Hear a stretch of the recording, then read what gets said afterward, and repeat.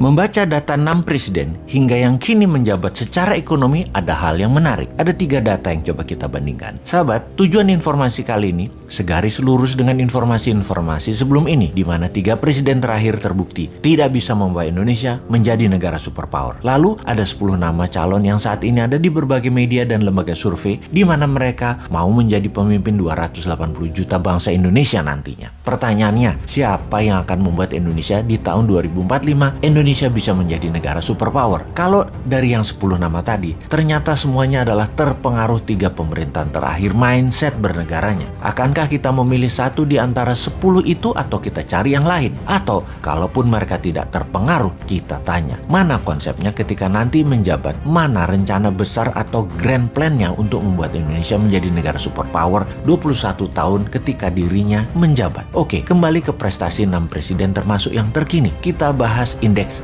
Gini terlebih dahulu, yang kalau di bahasa sederhananya adalah bagaimana kemakmuran didistribusikan dengan mengukur jarak antara the have, orang kaya, dengan the poorest atau orang miskin. Gini rasio, kalau 0 artinya sempurna kekayaan terdistribusi, kalau 1 artinya sempurna ketidakmerataannya. Jadi semakin mendekati ke 0 semakin sempurna cara kelola negaranya. Semakin ke arah 1 adalah semakin kaya oligarkinya. 0,41 adalah indeks Gininya SBY, 0,39 adalah Pak Jokowi, 0,33 di zaman Ibu Mega, 0,31 di zaman Soeharto, Habibie, dan Gus Dur. Kemudian ada yang namanya fiscal space yang kita sederhanakan pemahamannya. Kalau di perusahaan itu ada istilah free cash flow. Semakin banyak free cash, semakin banyak space-nya, semakin longgar, bisa banyak geraknya. Biasanya diartikan dengan kemampuan mengumpulkan pendapatan negara termasuk unsur pajak di sana. Jadi kalau tumbuh, maka fiskal negara yang berbasis pajak semakin banyak uangnya. Zaman Pak Harto bertumbuh 62%, Habibie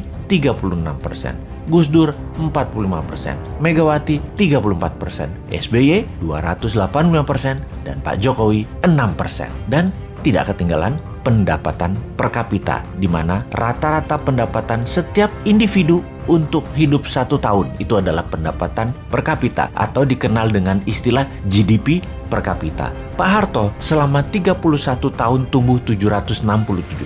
Habibie dalam 1 tahun menjabat tumbuh 45%. Gus Dur 2 tahun menjabat 12%. Megawati 3 tahun menjabat 54%. SBY 10 tahun 204%. Dan Jokowi 7 tahun 11%. Kita urai pertumbuhannya di rata-rata. Kalau itu per tahun, Soeharto 24%, Habibie 45%, Gus Dur 6%, Megawati 18%, SBY 20,4%, Jokowi 1,5%. Sekali lagi, hanya 1,5%. Kita tidak usah teruskan raport tadi karena nggak enak sama yang masih jabat dan pejabat teras lainnya. Kita diskusikan ke depan saja. Bagaimana membuat Indonesia GDP per kapitanya dari 3.900-an sekarang menjadi 10.000 dalam 5 tahun di tahun 2029. Bagaimana pendapatan per kapita menjadi $20.000 per kapita di tahun 2035 dan menjadi $40.000 per kapita di tahun 2045. Kita tanya ke incumbent, kayaknya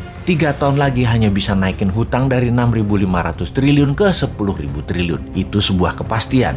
Kalau kita tanya ke 10 calon yang nanti di tahun 2024, kayaknya belum ada yang mikirin karena otaknya saat ini adalah hanya bagaimana menjadi terkenal dan disukai publik. Ketika menjabat, kumaha engke wae lah, rakyat teu ngarti. Pastinya ketika menjabat nanti, ya dalam 5 tahun, otopilot aja pemerintahannya dan kelolaan bernegaranya. Keputusannya tetap populis. Populis di mata rakyat dan populis di mata Tiongkok. Kalau New Mind jelas, printing money, bunga deposito 0%, kelolaan selat dan perairan internasional di wilayah Indonesia 100% untuk keuntungan Indonesia, seluruh sumber daya alam mineral sampai hasil akhir 100% diproduksi lokal, sehingga kita pun memiliki bursa barang jadi, spot dan future price-nya yang menentukan Indonesia untuk mineral tersebut. Pastinya 10 juta putra-putri terbaik berguru ke seluruh dunia dan semuanya telah selesai wajib militer. Mereka lah yang akan membangun dan mengelola domestic direct investment